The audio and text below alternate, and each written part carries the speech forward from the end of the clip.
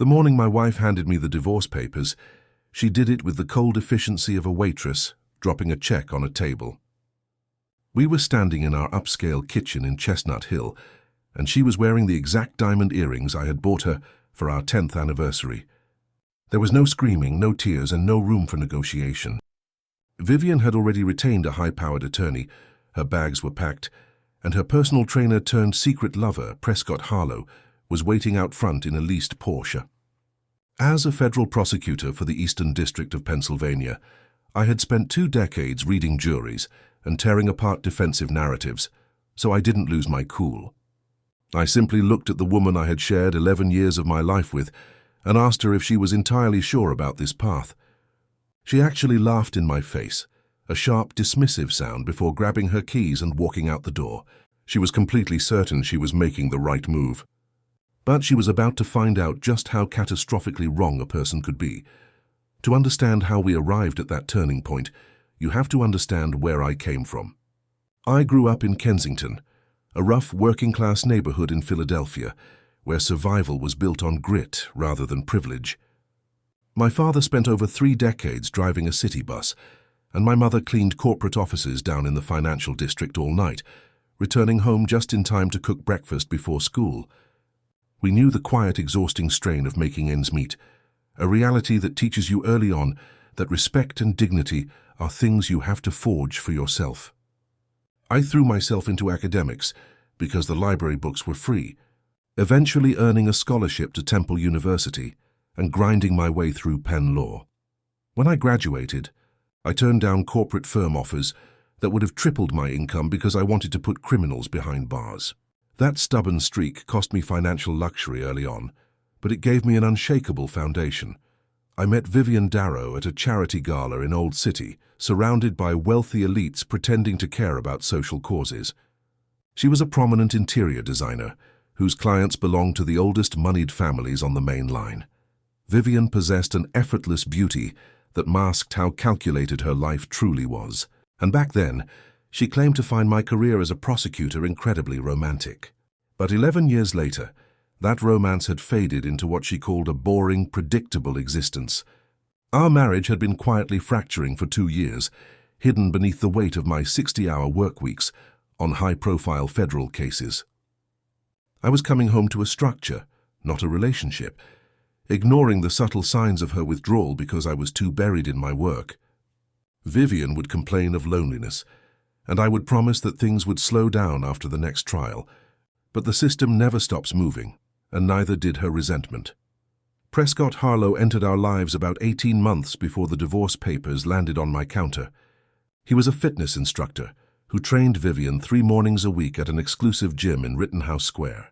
7 years younger than my wife, Prescott radiated a shallow, unearned confidence built entirely on charm and superficial aesthetics. Soon, Vivian's training sessions began stretching into late afternoons and evenings. I knew what was happening long before I was ready to voice it. The evidence was everywhere, buried in unusual credit card charges and sudden weekend trips to visit a college friend who, as it turned out, had actually called our landline looking for Vivian on those exact dates. I quietly collected these details the way I built a federal fraud case, cataloging every lie and tracking the timeline without ever showing my hand prematurely. But right as our divorce proceedings began to stall in the legal system, an unexpected grenade dropped into the middle of the battlefield. My grandfather, Theodore Wyatt, passed away from a sudden heart attack. He was an unassuming man who had spent 40 years running a modest plumbing supply warehouse in Port Richmond. He drove an ancient Buick, carried his lunch in a brown paper bag, and lived in the same humble Mayfair house since the late 1960s. No one in our family, not even my father, had any idea that Theodore had been quietly purchasing commercial real estate across Philadelphia since the early 70s. He held onto warehouses in exploding neighborhoods like Fishtown and bought up parking lots that eventually became prime development real estate. When his will was read, his secret estate was valued at an astonishing $4.2 million, and he left every single cent exclusively to me. Included with the legal documents was a letter written in my grandfather's precise, careful handwriting. He wrote that out of the entire family, I was the only one who ever asked him how he built his business, rather than asking him for a handout from it. He told me that a question like that was worth more than gold, and warned me never to let anyone strip away what I had earned. Sitting in his frozen-in-time kitchen, surrounded by decades of ordinary memories, I read those words 3 times before calling my personal attorney, Daniel Raw, from the parking lot. I told him we needed to talk about immediate asset protection because my divorce was still pending in court.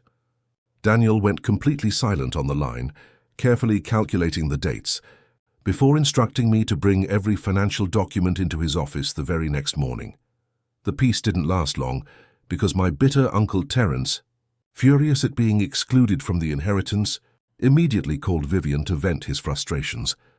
Within hours, Vivian's legal team filed an emergency amendment to our divorce petition, aggressively demanding that my grandfather's $4 million estate be treated as a marital asset subject to equitable distribution. They claimed I had deliberately hidden the existence of this wealth during the discovery phase of our divorce. I sat outside a federal courtroom on Market Street, listening to my attorney explain their strategy, and realized Vivian had profoundly miscalculated who I was. She viewed me as a cautious, predictable man who would simply negotiate to avoid a public mess. She had never seen me pushed to the edge, and she had no idea I was completely prepared to burn her narrative to the ground. Instead of panic, I channeled my energy into a meticulous 3-week investigation into Prescott Harlow's background. Balancing the research with my grueling federal caseload, what I uncovered was a terrifying pattern of financial predation. Prescott wasn't just a fitness coach. He was a serial con artist who used luxury gyms in affluent cities like Charlotte, Nashville, and Scottsdale to target wealthy, married women. He would build intense emotional and physical intimacy over several months before presenting them with exclusive, time-sensitive investment opportunities that didn't actually exist. In North Carolina, a victim had lost $200,000 before her family discovered the scam, resulting in a quiet civil settlement that allowed Prescott to slip away to his next target.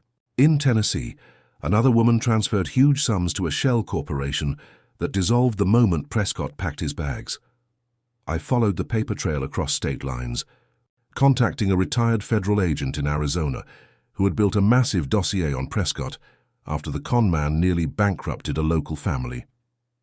Using my network, I connected the dots and brought a mountain of undeniable evidence straight to my colleagues in the Financial Crimes Division of the FBI. Vivian was completely blind to the reality of the man she was sleeping with, fully believing she had found a wealthy savior who would pamper her once she extracted millions from our divorce settlement. She had no clue that the fraudulent investment fund Prescott was pitching to her was the exact same trap he had deployed in 3 other states. Despite her betrayal of our marriage, a part of me felt a cold sense of grief for her, recognizing the exact look of a victim about to watch their entire reality shatter. The day of our final family court hearing arrived on a crisp Thursday morning in April. I wore my sharpest trial suit, the charcoal one reserved for federal closing arguments, while Vivian and her arrogant attorney, Bradford Ellison, waited confidently in the hallway. Prescott was right by her side, dressed in courtroom casual and keeping a comforting hand on her back. When Vivian caught my eye, she didn't look remorseful. She delivered a theatrical, mocking eye roll to show everyone in the corridor how beneath her she thought I was. I simply gave her a polite, professional nod and walked past her into the courtroom. Seated quietly in the back gallery, dressed in plain clothes, were Special Agent Carla DeWitt from the FBI and an enforcement officer from the Securities and Exchange Commission, both waiting for the trap to spring. Once the hearing began, Ellison launched into a fierce, aggressive presentation, arguing that my grandfather's real estate wealth was a matter of public record and that I possessed constructive knowledge of its value during our marriage. He claimed my failure to disclose it amounted to fraud and a deliberate pattern of concealment. The seasoned judge, Richard Asante, listened with growing impatience, eventually forcing Ellison to clarify whether he was formally charging a federal prosecutor with fraud. When the defense scrambled to soften their language, Judge Asante turned his gaze to me, asking for my professional opinion on their theory. I calmly stated that the inheritance didn't exist as a realized asset until months after our official separation date, rendering their entire argument completely baseless under state law. Right at that tactical moment, the heavy courtroom doors swung open. Agent DeWitt and her partner marched past the gallery, directly bypassing my table, and confronted a stunned Prescott Harlow. Presenting her federal credentials to the judge, she announced they held an active federal warrant for Prescott's arrest on multiple counts of securities fraud. Wire fraud and grand larceny across 4 separate states. The courtroom plunged into absolute chaos. Vivian let out a choked gasp, turning to look at her lover as the color drained entirely from his face. Prescott froze, his practiced charm instantly evaporating as the handcuffs clicked around his wrists. He tried to stammer out a lie about a misunderstanding, but the federal agents paid him no mind, parading him out of the room in front of a horrified, trembling Vivian. The financial crimes investigation revealed that Prescott had successfully defrauded his victims out of nearly $1 million, and even Vivian had fallen into his trap, secretly handing over $47,000 of her own family savings into his fraudulent shell account. While she wasn't facing criminal charges, her entire financial future evaporated in a matter of minutes. When the judge reconvened the session after a brief recess, he denied her lawyer's desperate request for a postponement. Judge Asante ruled definitively from the bench, dismissing Vivian's amended petition entirely and noting, with dry sarcasm, that I had been far more transparent with material, information, than the opposing party could have ever anticipated. In the painful months that followed, the dust slowly settled on the ruins of my old life. Vivian was forced to file for bankruptcy by the end of the summer. Crushed under the weight of mounting legal fees, her lost savings, and an expensive luxury apartment lease she could no longer afford without my income. Prescott was formally indicted on 7 federal counts, with his previous victims traveling from multiple states to testify against him in a trial that would guarantee him a long prison sentence. My greedy Uncle Terence attempted to threaten a lawsuit to contest my grandfather's will, but a single, sharp warning from my legal team ensured he disappeared back into the woodwork without a fight. I took the $3 million left from Theodore's estate and used it strictly in ways he would have respected. I purchased his beloved Mayfair home from the estate, leaving the old kitchen table and his classic chess set exactly where they belonged, creating a quiet sanctuary where I could drink coffee on Sunday mornings away from the chaos of the city. I also established a permanent scholarship fund at Temple University to help underprivileged law students from North Philadelphia build a future out of nothing, just like I did. I remain a dedicated federal prosecutor, living in a smaller, quieter apartment that finally feels like home, carrying my grandfather's final chess note in my wallet, as a reminder that the best moves are always the ones your opponent never sees coming.